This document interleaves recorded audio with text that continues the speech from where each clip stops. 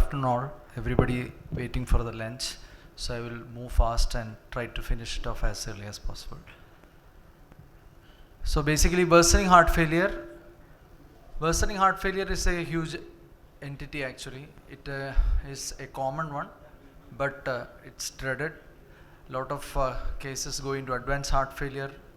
Large number of cases have mortality, and management is a dilemma.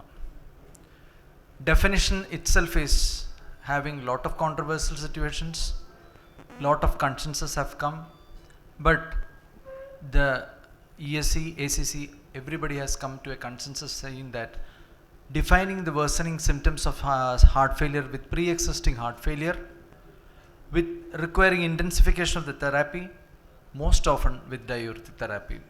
Prior diagnosis of heart failure excluded with the new onset of heart failure and need for intensification of heart failure therapy.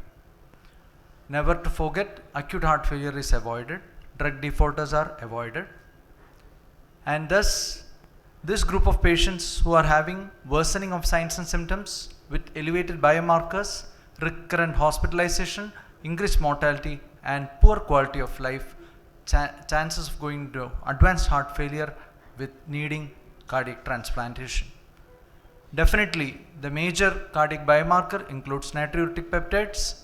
The initial phase of this group of patients are basically treatment of congestion by IV loop diuretics, acetosalamide, and also treating the hypertension by IV inotropes, digitalis, etc. Preventive measures are done so that these patients may not go into the advanced or worsening heart failure, ARNI, beta blockers, MRA, as well as iron therapy, as well as cyclic guanylate stimulators like Worsening, etc. So overall, these group of patients, immediately when they come to the hospital, IV loop diuretics, then oral loop diuretics. Along with that, you can give thiazide diuretics, acetosalamide in the initial phase. You can continue with thiazide diuretics and SGLT2 inhibitors. Definitely never to forget GDMT, but beta blockers should be started in a dry patient. So the four pillars of heart failure, the beta blockers, ARNI, MRA, SGLT2 inhibitors has to be initiated, definitely with a quintuple therapy that includes Worsening in those patients if the dose up titration is beneficial, to avoid, to stop these patients going into heart failure, recurrent hospitalization due to heart failure, and to prevent cardiac mortality. So the pathophysiology itself says that worsening heart failure definitely go into advanced heart failure, recurrent heart failure begets itself, and those patients who are on optimal medical therapy and device therapy, even not to go from worsening heart failure to advanced heart failure, the management has to be supreme, precise and precision mediated. So how come?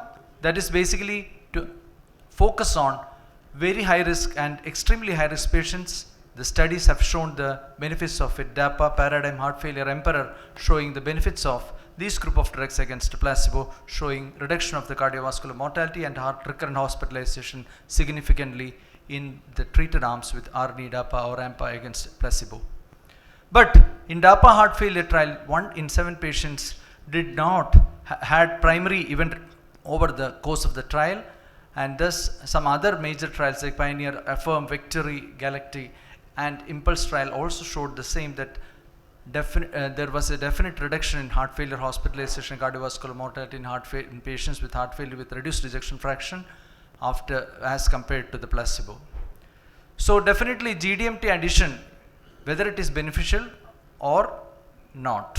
So the risk of omission will decrease the survival, decrease the hospitalization, decrease the quality of life and increase the symptoms, while these drugs are having little bit higher cost, definitely have some adverse side effects, and that is manageable.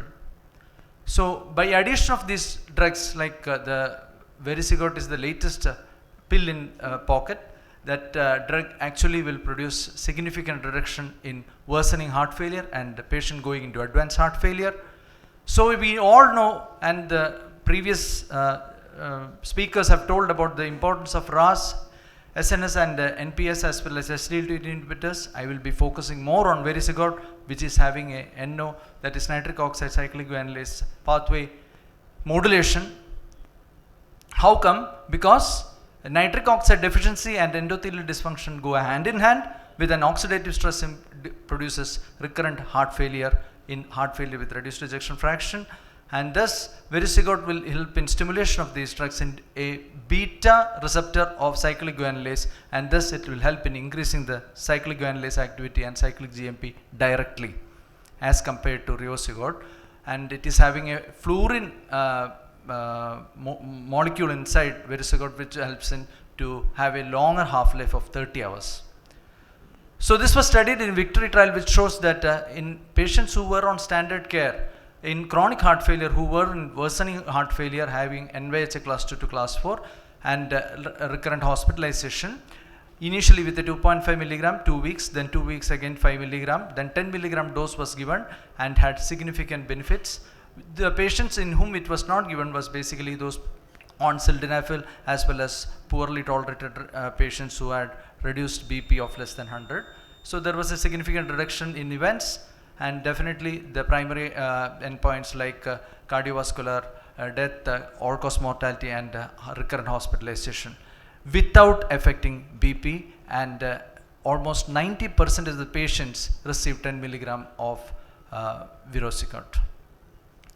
Almost similar results, and it was more better than sacubitril valsartan, and also there was no much impact on sodium potassium as its previous molecule, like the ones like Arni, in which there was significant effect on potassium levels as well as on renal function also. It has minimal effects. Thus this was a great drug that has helped in reducing the chances of patients going to heart failure hospitalization and cardiovascular mortality.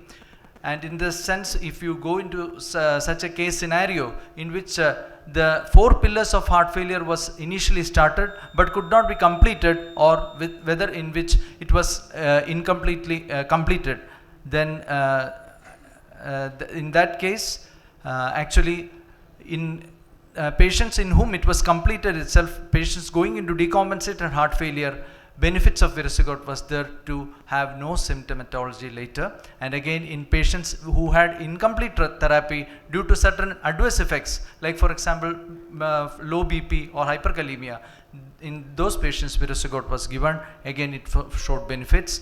Again, clinical scenario 3 was in which patients had incomplete therapy and experienced decompensation, and in which Vericiguat was given and was better. Definitely the event rates were also less, and thus in worsening heart failure, Vericiguat is one of the major drugs that can be added to the 4 pillars of heart failure as a quintuple therapy.